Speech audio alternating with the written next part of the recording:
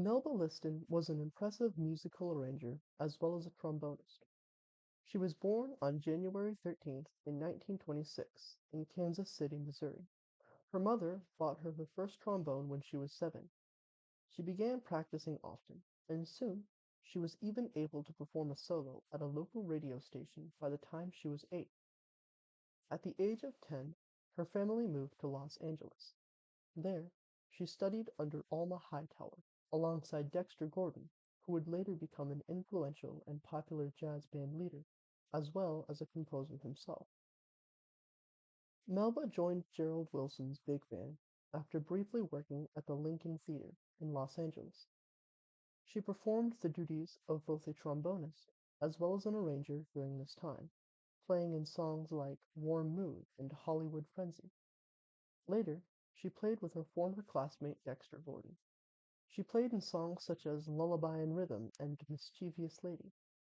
During her time playing in this small group, Melba was given plenty of opportunities to perfect her frequent solos, something that she was later recognized for by Dizzy Gillespie.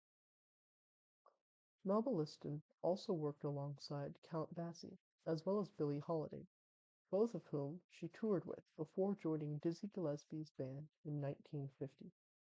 It was here that her talents as an arranger were really recognized and appreciated. After a few years, she took a break from music and decided to work as a teacher and a clerk in Los Angeles. During this time, she thought deeply about what she really wanted to do with her career, and whether or not she would pursue a musical career or look for a more stable and stationary employment. She experimented with many other jobs, even playing various roles in Hollywood movies, such as The Ten Commandments and The Prodigal. Though she needed time to consider her options, this would not be the end of her musical career, because in 1956, Dizzy Gillespie came and asked her to rejoin his band and go on tours across the Middle East and Asia, tours that were sponsored by the United States government. Melba agreed to this and worked with Dizzy Gillespie until 1957.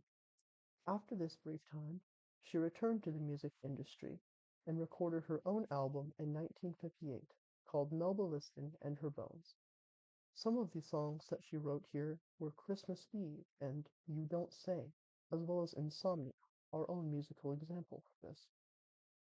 During this same year, Melba began working alongside Randy Weston, another popular band leader as well as a fellow composer, and helped to create and play albums such as Volcano Blues, as well as The Spirits of Our Ancestors.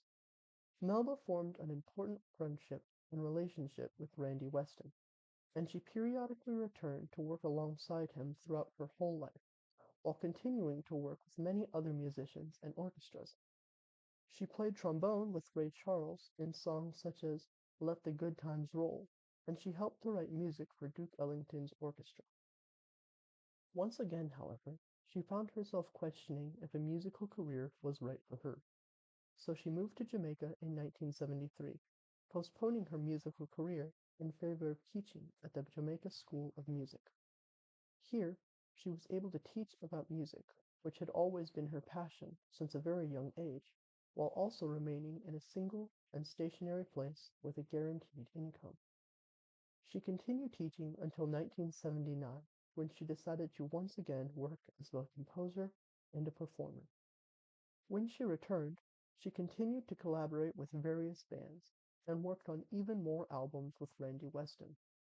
Sadly, however, she suffered from strokes during this later period in her life and was partially paralyzed in 1985.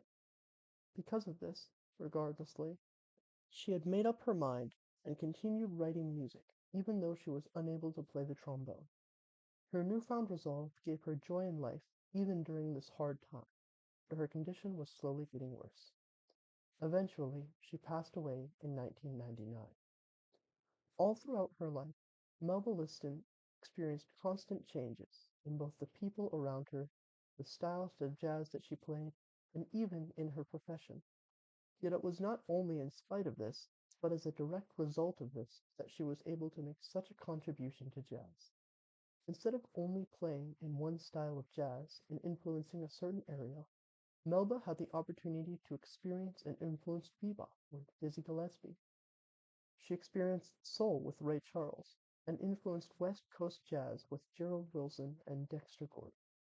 She also played with countless other individuals and bands. Yet her influence doesn't stop there.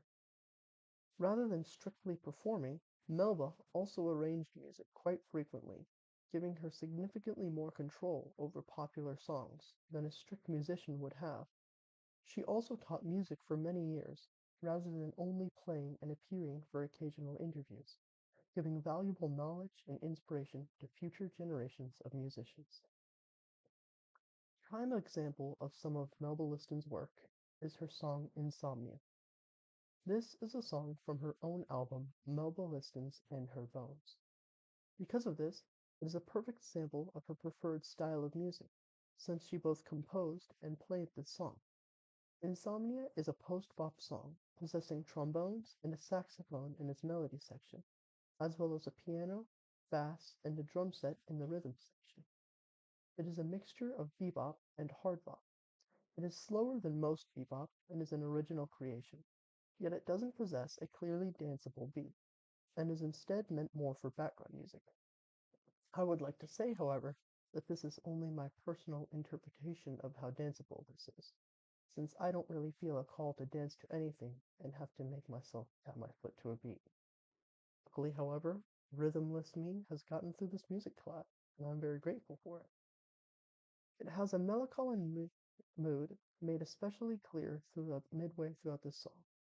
During the saxophone solo, in addition to the saxophone though, there is a trombone solo played by Melba from 53 seconds to a minute and 23 seconds, leading directly up to the saxophone solo from a minute and 23 to a minute and 53. After the saxophone solo, Melba began playing another trombone solo with a more present piano backing her up. After repeating a few melodies, the song gives the original melody of the song and then slowly fades away towards the end, giving a very smooth outro to the song. What I love most about this song are its mood and tempo. It isn't too fast or too slow, and it is engaging but not in my face. My favorite parts are the trombone and saxophone solos from 53 seconds to a minute and 53 seconds. A very recognizable part of this song is the riff found between 10 seconds and 17 seconds. I feel like it's very important to the song since it perks your interest right before the good part starts playing, and similar riffs are continuously played, spaced perfectly throughout the song to play the same purpose. Now, as far as the sources that I've used here, some of these are Melba Liston from the National Endowments for the Arts, Melba Liston, Bones of the Arranger, NPR Music by NPR's Jazz Profiles. We have Melba Liston from Wikipedia. Yes, we've all used that. And then finally, we have Keith Chappie's Music Memories, Melba Liston, Los Angeles Public Library. And then, of course, we have our YouTube video of Melba Liston, Insomnia. I hope you enjoyed this, and I'm very thankful for your time. Please have a nice day.